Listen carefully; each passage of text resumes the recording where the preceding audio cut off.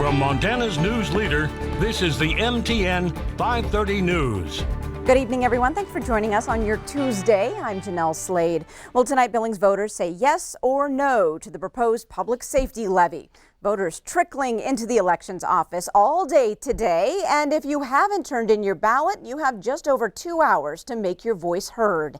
Well, 16 years ago, voters said yes to the last public safety levy supporting Billings fire and police. The city now seeking to catch up with our current population. Tonight, Q2's Mitch Laggy joins us live from Fire Station 1 with details. Mitch.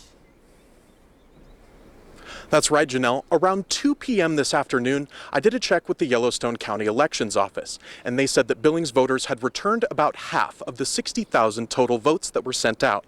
Now, if approved, this mill levy would essentially repeal and replace the last mill levy passed in 2004 to bring in an additional $4 million for police and firefighters.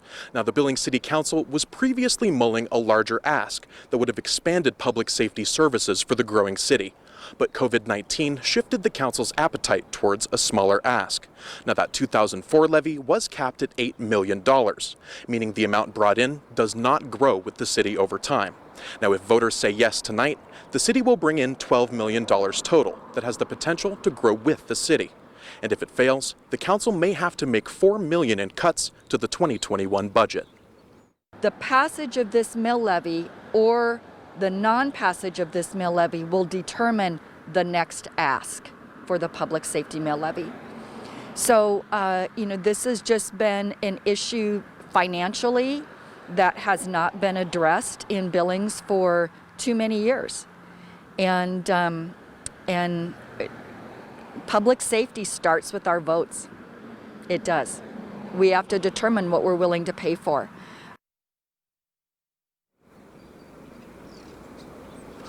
Now, Ronning said that if the levy does fail, the city council could help shore up the 2021 budget with $6 million in federal coronavirus grant relief money. But that's only a one-year fix. Initial results come in at 8 p.m. tonight. Jeanelle, back to you. All right, Q2's Mitch Laggy, thank you very much. Now, Q2 will bring you the results as they come in tonight, just after 8 o'clock on KTVQ.com or on our Q2 mobile app. And Mitch will have the latest on the vote and reaction to the outcome tonight at 10 o'clock. Well, in about 7 weeks, Montana will complete its first general election with all-mail ballots in most of our 56 counties. 2 Republican lawsuits are trying to block the process, claiming, among other things, that it creates more potential for voter fraud.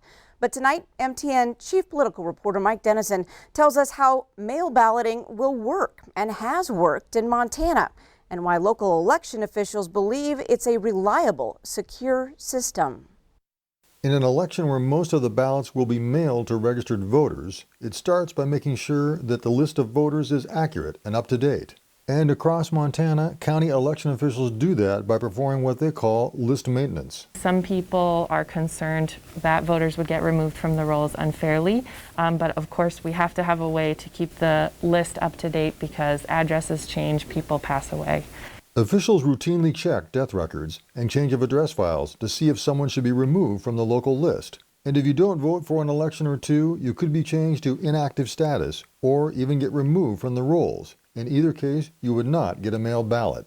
The best way to check your registration status is to go online to the website myvoterpagemt.com or just call the county election office. If you're on the registered voter list on October 2nd and your county is one of the 46 doing all-mail ballots, a ballot will be mailed to you on October 9th. It's the same way that requested absentee ballots have been handled in Montana for years, which, by the way, are the same thing as mailed ballots. We use the same database, the same election management system either way. The difference is just who gets an envelope prepared for them. Also this year, if you register to vote anytime after October 2nd and up to October 26th, 8 days before the election, a ballot will be mailed to you in those 46 counties doing all mail. Which brings me to the next question. How can you return that ballot that's mailed to you?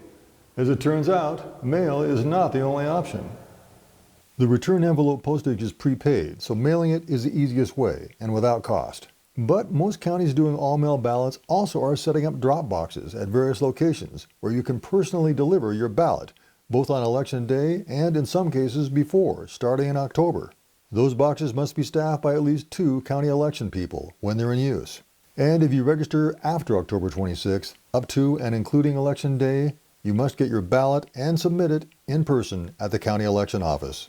As you can see, it's a meticulous process with many steps along the way. Tomorrow, we'll tell you what happens when the ballots are received and counted. Reporting from Helena, Mike Dennison, MTN News.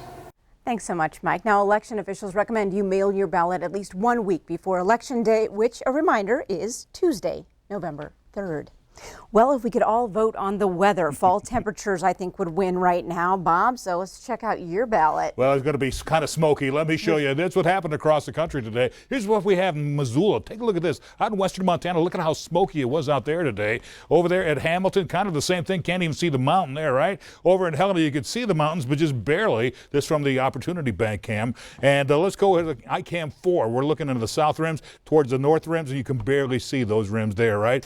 Take a look. Air quality across Montana really is pretty bad. Ranges anywhere from moderate to unhealthy all the way to hazardous up in the northeast corner of the state. Here in Billings, our area is considered unhealthy right now. And there's an air quality warning across much of western Montana that stays with us until tomorrow. And take a look at this. Look at all the smoke from one side of America all the way to the other, all the way to St. John's, Newfoundland. Back here in Billings, we're looking at smoky conditions off and on for the next several days. We'll have more about that coming up in a few more minutes, Jeanelle. All right, thanks so much, Bob. Well, a Billings parent is facing charges tonight after McKinley Elementary School was placed on lockdown this afternoon. Billings police tell us a parent threatened to return to the school with a weapon. Police did arrest the man on school property, but no weapon was found.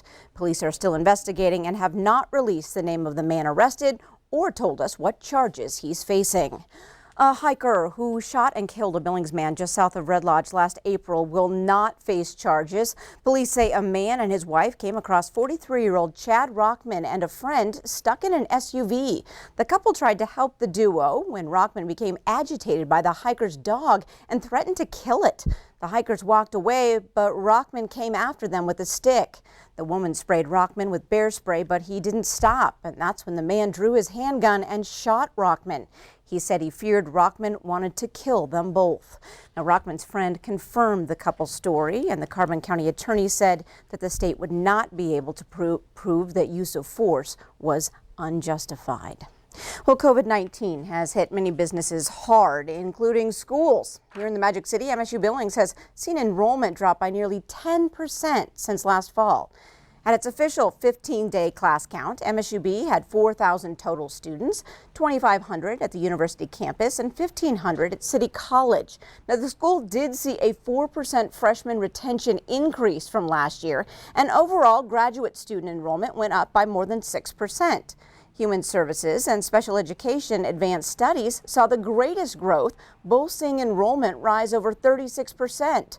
School officials say due to the uncertainty and financial impact of COVID-19, the drop in enrollment was expected. Tonight at 10 o'clock, Q2's Shaquille Cozart will dive deeper into the numbers at MSUB. Well, still ahead on tonight's MTN 530 News on Q2, some good news for 22,000 Montana employers. There's a cash bonus on the way. And in sports, Q2's Athlete of the Week is enjoying his best year ever on the PBR Tour. We catch up with Browning's Dakota Lewis.